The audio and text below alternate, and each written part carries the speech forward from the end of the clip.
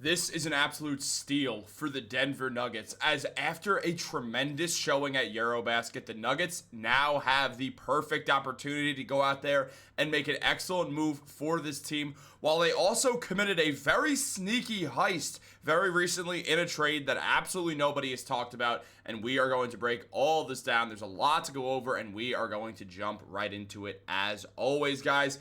Lot to discuss, but real quick, if you are part of that percentage, if you're part of that 74% that's not subscribed to Nuggets Digest, make sure to subscribe for daily Denver Nuggets videos. We have a lot of great stuff coming at you every single day. You do not want to miss out on all the content moving forwards. But let's jump into it. There is a lot to discuss with the Denver Nuggets. Look, as we know, the Nuggets are a team that really, when they brought in the new regime, they focused on depth. They added a lot more players to this team who are going to be super valuable and helpful, whether that was Jonas Valanciunas, bringing Bruce Brown back, adding Tim Hardaway Jr.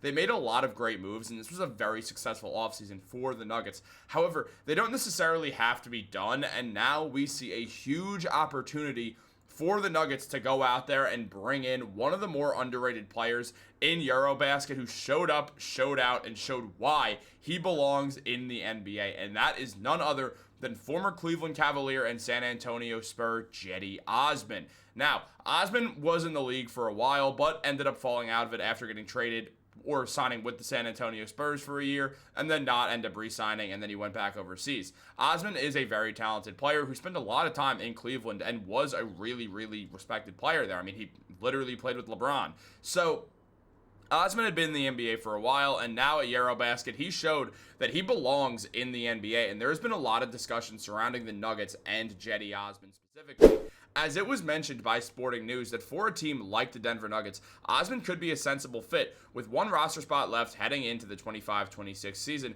his size, length, and shooting ability would give Denver added depth on the wing. Playing alongside Nikola Jokić, Osman's floor spacing could be especially valuable as a spot-up shooter who thrives when defenses collapse inside.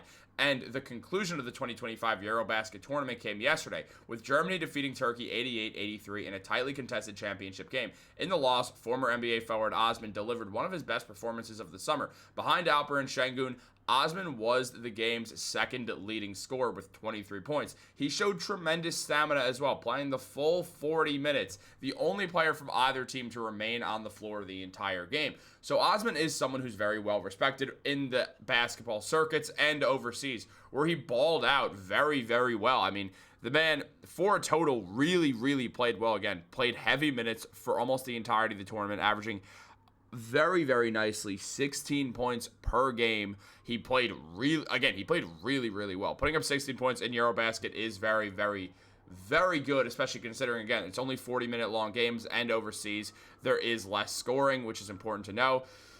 Turkey didn't lose till the championship. They played incredibly great basketball, especially is the case for Alperen Şengün and Cedi Osman, who both are trying to get back into the NBA. Osman also put up 2.5 rebounds in the showing as well, and 1.5 assists. So Osman showed that he could play really well. His shooting was incredible. The man shot over 50% from three, shooting 52.7% from three and 53% from the field.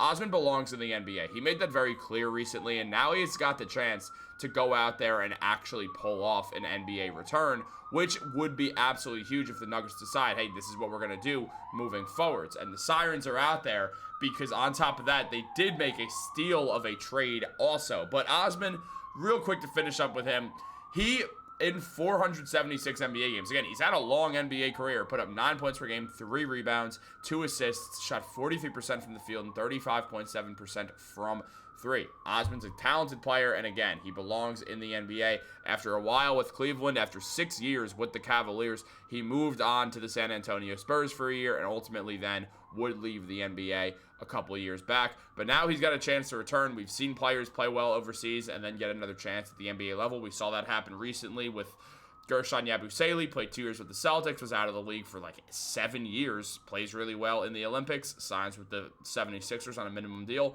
gets a mid-level exception from the Knicks. So we've seen this happen before, and Osman has a chance to pull this off once again, and it is going to be interesting to see how this whole thing goes down. But also what's going to be interesting is discussing the absolute steal that the Denver Nuggets just pulled off, as they just brought in one of the most underrated players in basketball today. One of the best rebounders that we've seen in a very long time, Moses Brown, as it was recently announced by the Grand Rapids Gold that the Gold have acquired Moses Brown from the Westchester Knicks in a 3-team trade deal.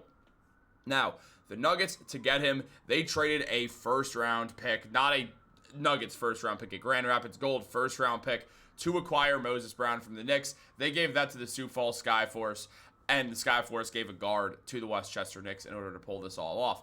Now, when it comes to Moses Brown, the man is just completely and utterly underrated. In the G League, he was incredible, putting up 18.3 points per game and 17 rebounds over his career in the G League. With the Knicks, put up around 18 points and 15 rebounds. The man is straight up unbelievable.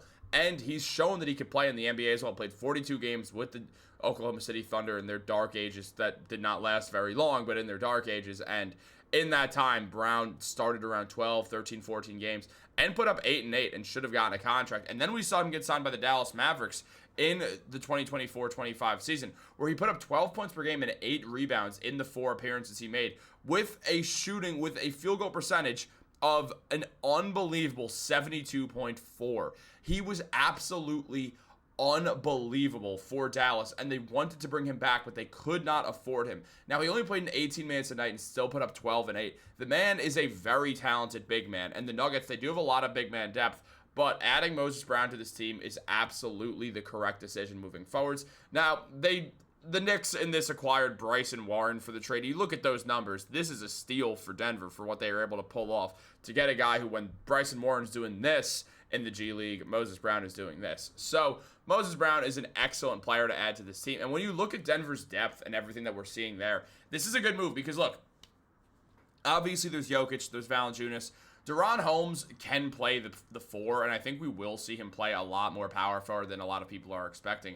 But if injuries happen, if Jonas Valanciunas goes down with an injury, if Holmes gets hurt again, if Zeke Naji isn't going to get a ton of minutes, but if he got hurt or something, Moses Brown is someone who you could easily bring in and really, really trust to play well, to pull down rebounds, to play good basketball. The man's been around also. He's been very nomadic, spent a lot of time with a lot of different teams. I mean, this season alone played for the Mavericks, or last season I should say, played for the Mavericks and the Pacers. He spent time with Portland on 2 or 3 different occasions. He was with the Brooklyn Nets for a game, I want to say. He was with the Cleveland Cavaliers for a little bit. The man has been all over the place. I believe the Spurs signed him at one point, but he hasn't been able to stick. The Nuggets now get a chance to keep the 26-year-old around and really get a chance to try to see if they can get really a great player out of Moses Brown, who's shown a lot of flashes of that ability. He sets good screens. He catches lobs incredibly well. So he's going to be an interesting piece to see with Denver in the upcoming season. Guys, what do you think about this potential move and this steal that they pulled off? Let me know in the comments down below.